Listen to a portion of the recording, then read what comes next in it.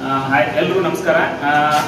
ಯಾರೆಲ್ಲ ನನ್ನ ವಿಡಿಯೋ ಹೊಸದಾಗಿ ನೋಡ್ತಾ ಇದ್ದಾರೆ ದಯವಿಟ್ಟು ನನ್ನ ಚಾನಲ್ನ ಸಬ್ಸ್ಕ್ರೈಬ್ ಮಾಡಿ, ಅದ್ರ ಜೊತೆಗೆ ನನ್ನ ವಿಡಿಯೋನ ಲೈಕ್ ಮಾಡಿ, ಶೇರ್ ಮಾಡಿ. ಇದರಿಂದ ನಾನು ಮಾಡೋ ಪ್ರತಿಯೊಂದು ಹೊಸ ವಿಡಿಯೋನು ನಿಮಗೆ ನೋಟಿಫಿಕೇಶನ್ ಬರುತ್ತೆ. ಇವತ್ತು ಒಂದು ನಮ್ಮ ಫ್ಯಾಮಿಲಿಯಲ್ಲಿ ಒಂದು ಹೊಸ ಗೆಸ್ಟ್ ಬಂದಿದೆ, ಅದ್ರ ಬಗ್ಗೆ ಒಂದು ಅಪ್ಡೇಟ್ ಮಾಡೋಣ ಅಂತ ವಿಡಿಯೋ ಮಾಡ್ತಾ ಇದ್ದೀವಿ. ಯಾರಾದರೂ ನಾಯಿ ಸಾಕಿ, ಬೆಟ್ ಸಾಕಿ, ಇಲಿ ಸಾಕಿ, ಬರ್ಡ್ ಸಾಕಿ ಬೇಜಾರಾಗಿದೆ ಅಂಥವ್ರಿಗೆ ಅಂತಾರೆ ಹೊಸ ಒಂದು ರೀತಿಯ ಪೆಟ್ನ ನಾವು ತಂದಿದ್ವಿ. ಅದೇನಪ್ಪ ಅಂತಂದ್ರೆ ಇಗ್ವಾನ. ಇದರಲ್ಲಿ ಸುಮಾರು ವೆರೈಟೀಸ್ ಬರುತ್ತೆ, ಸುಮಾರು ಕಲರ್ಸ್ ಬರುತ್ತೆ. ಇದಿನ್ನೂ ನನ್ನ ಹತ್ರ ಇರೋದು ಬೇಬಿ, 1 ತಿಂಗಳೆಲ್ಲ ಇರ್ಬೋದು. ಬೇಬಿ ಒಂದು 8-10 ಇಂಚಿನವರೆಗೂ ಸೈಜ್ ಇದೆ. ಗ್ರೋಪಿಗೆಲ್ಲ ಮುಂದೆ ಬರುತ್ತೆ, ಚೆನ್ನಾಗಿ ಬರುತ್ತೆ. ಇದ್ರ ಸೈಜ್ ಯಾವ ಥರ ಇರುತ್ತೆ ಅನ್ನೋ ಒಂದು ಫೋಟೋನ ಅಪ್ಲೋಡ್ ಮಾಡ್ತೀನಿ. ಈಗ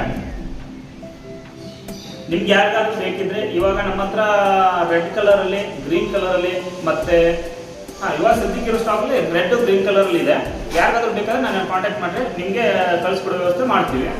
ಆಮೇಲೆ ಇದು ಪೆಟ್ ಎನಿಮಲ್, ಯಾವುದೇ ರೀತಿ ವೈಲ್ಡ್ ಅಲ್ಲ. ಚಿಕ್ಕ ಮಕ್ಕಳು ಕೂಡ ಇಟ್ಕೊಂಡ್ರೆ ಏನೂ ಆಗಲ್ಲ, ತೊಂದರೆ ಇರಲ್ಲ.